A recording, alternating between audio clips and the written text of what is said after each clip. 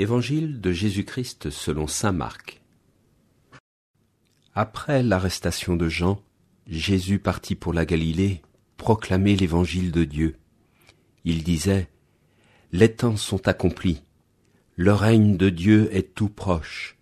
Convertissez-vous et croyez à l'évangile. Passant le long de la mer de Galilée, Jésus vit Simon et André, le frère de Simon, en train de jeter les filets dans la mer, car c'étaient des pêcheurs. Il leur dit : Venez à ma suite, je vous ferai devenir pêcheurs d'hommes. Aussitôt, laissant leurs filets, ils le suivirent. Jésus avança un peu et il vit Jacques, fils de Zébédée, et son frère Jean, qui étaient dans la barque et réparaient les filets. Aussitôt, Jésus les appela.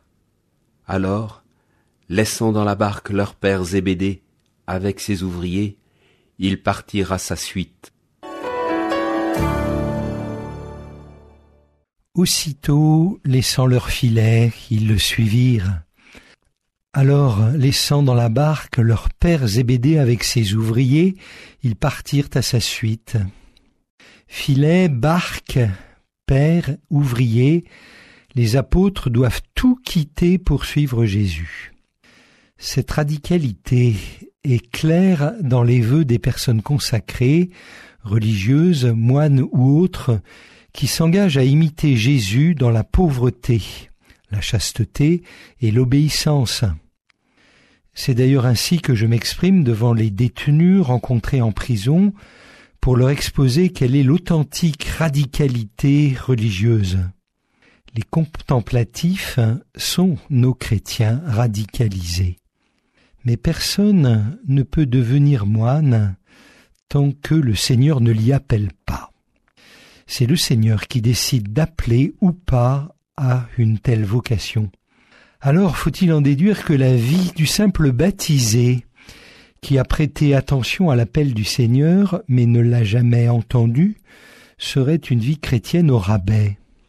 La perfection de l'amour serait-elle réservée à ceux qui ont effectivement tout quitté pour suivre Jésus, bien extérieur par pauvreté, bien propre du corps par chasteté, et bien intérieur de l'âme par obéissance?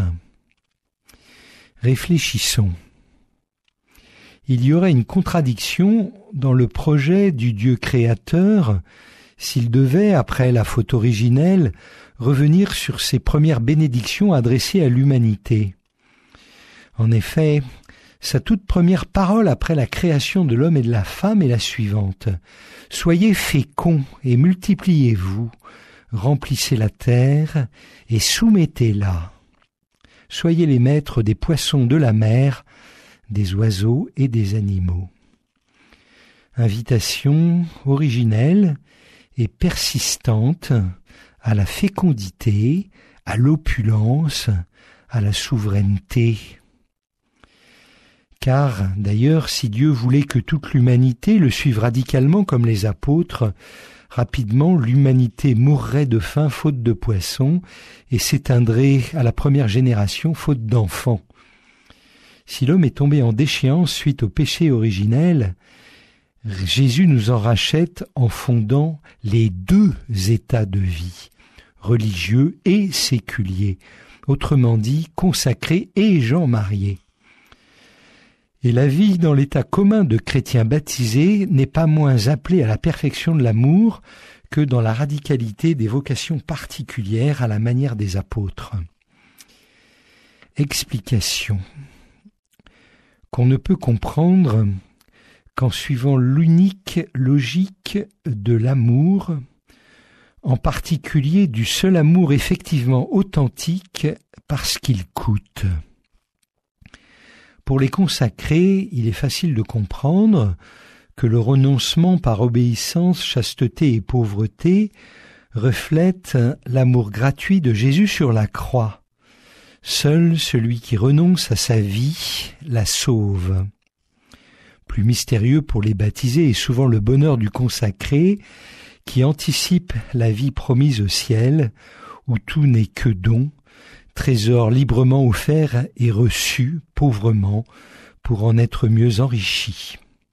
Mais la croix traverse aussi la vie du baptisé ordinaire. Oui, l'amour offert selon la croix configure aussi la vocation commune du simple baptisé, car il est plus écartelé que le consacré. Le simple baptisé est fracturé, car il n'est pas du monde, tout en restant dans le monde. Et le voilà partagé, dit saint Paul. En prison, je vois comment les lois du ciel sont difficiles à comprendre et à expliquer quand le Christ nous invite à tendre la joue gauche après avoir été giflé sur la droite. Difficile à expliquer aussi aux gens mariés qui ont des enfants à nourrir, à protéger, à éduquer, à instruire, à marier. Pourtant, le baptisé selon saint Paul doit aussi vivre comme si, non pas selon la lettre, mais selon l'esprit de la vie consacrée. Que désormais ceux qui sont mariés vivent comme s'ils ne l'étaient pas, ceux qui achètent comme s'ils ne possédaient pas, ceux qui usent de ce monde comme s'ils n'en usaient pas vraiment, car elle passe la figure de ce monde.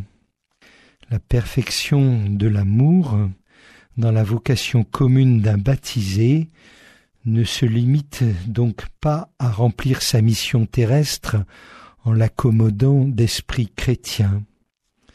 Face au consacré qui figure la vie qui vient du ciel, symétriquement, le baptisé manifeste la vie en tant qu'elle passe déjà de la terre au ciel. L'évangile du jour a été commenté par le père Dominique Redoulez, prêtre au service